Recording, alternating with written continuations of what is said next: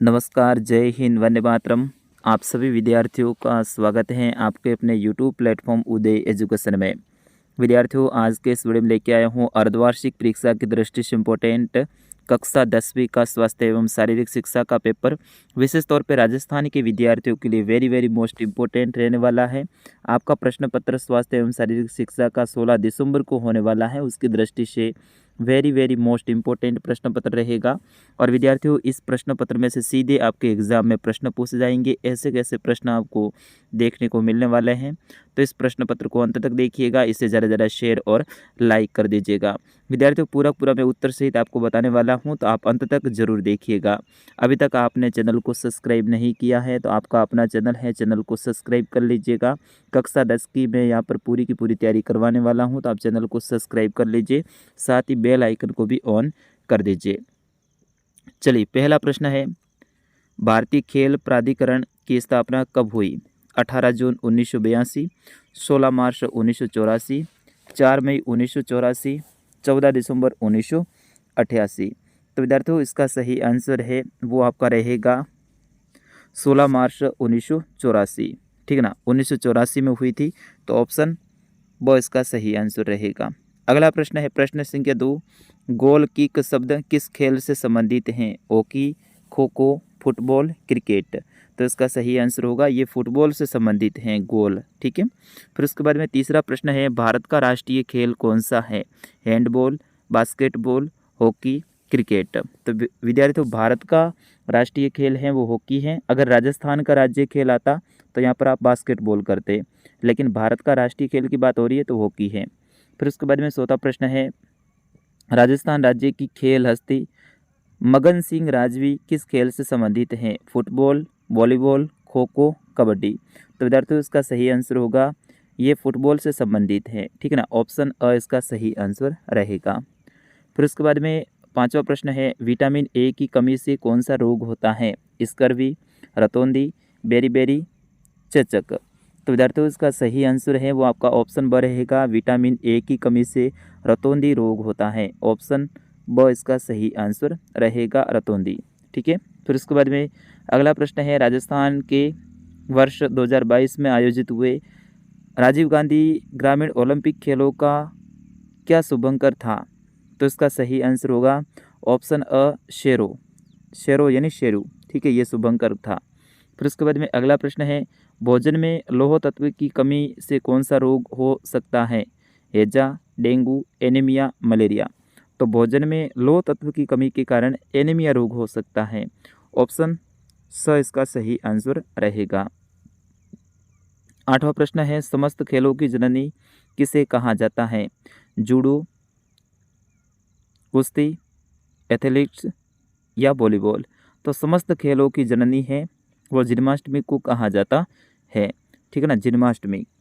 तो इसमें जन्माष्टमी तो है नहीं, लेकिन एथलेटिक्स आप इसमें कर सकते हैं।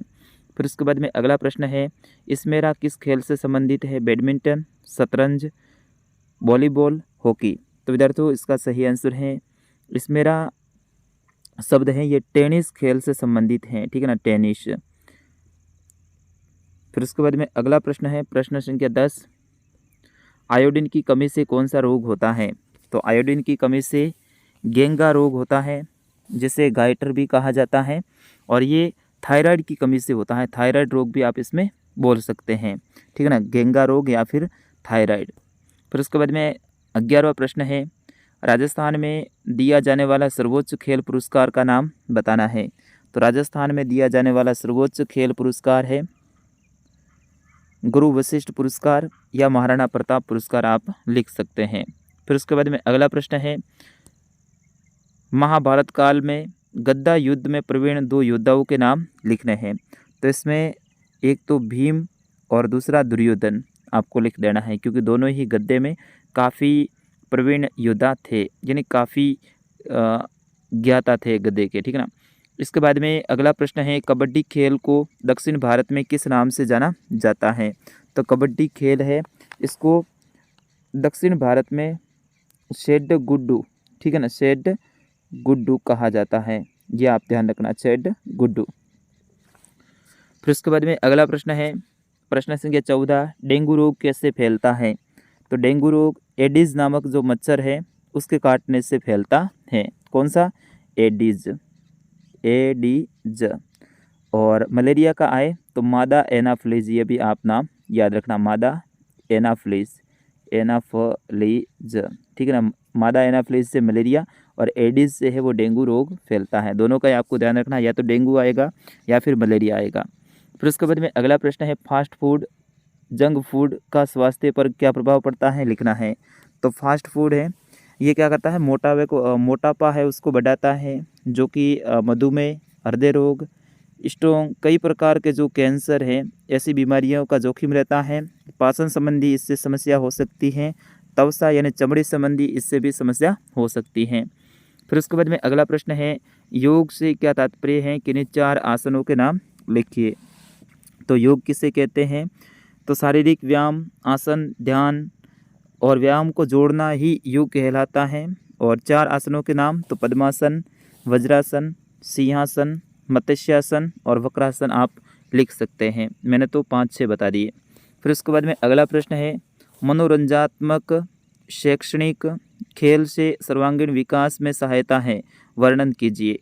तो बिल्कुल मनोरंजन के साथ में जो शैक्षणिक खेल करते हैं, गतिविधियां करते हैं, उससे सर्वांगीण विकास होता है, यानी शरीर का, मानसिक और बौद्धिक यानी बुद्धि का भी विकास होता है।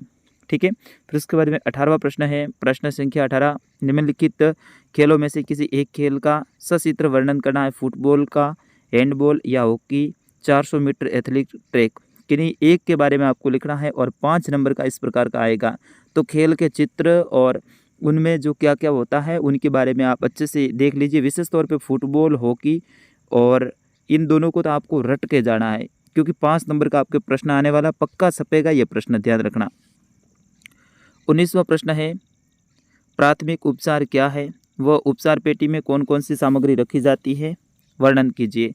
तो जब कोई भी दुर्घटना हो जाती है, किसी का लग जाता है, तो ऐसे में तुरंत उसको दवाई देना या उपचार देना प्राथमिक उपचार कहलाता है। यानी तुरंत जहाँ पर उनके साथ में जो घटना हुई है उस समय पे उनकी जो हेल्प करते हैं, उनकी जो दवाई ट्रीटमेंट करते हैं, तो वो प्राथमिक उपचार कहलाता है। उपचार पेटी में कौन कौन सी दवाइयाँ, कैंची, पट्टी, ठीक है ना, ट्यूब वगैरह जो चीज़ें ज़रूरी हैं वे चीज़ें होती हैं, टैबलेट वगैरह, वो आप इसमें बता सकते हैं। तो विद्यार्थियों, इस तरह से आपके कक्षा 10 का स्वास्थ्य एवं शारीरिक शिक्षा का पेपर आने वाला है। बड़ी ही मेहनत के साथ में मैं ये पेपर लेकर आया हूँ। आप यूट्यूब पे वीडियो खूब सारे देख लेना, लेकिन ये पेपर आपको कहीं पर भी नहीं मिलेगा। मैं सबसे अलग हट के ये पेपर लेकर आया था और बिल्कुल इस प्रश्न पत्र में से आपके एग्ज़ाम में सीधे ही प्रश्न पूछे जाएंगे। तो विद्यार्थियों, मिलते हैं अगले पेपर में, तब तक के लिए मुझे अनुमति दीजिए। नमस्कार, जय हिंद, वंदे मातरम।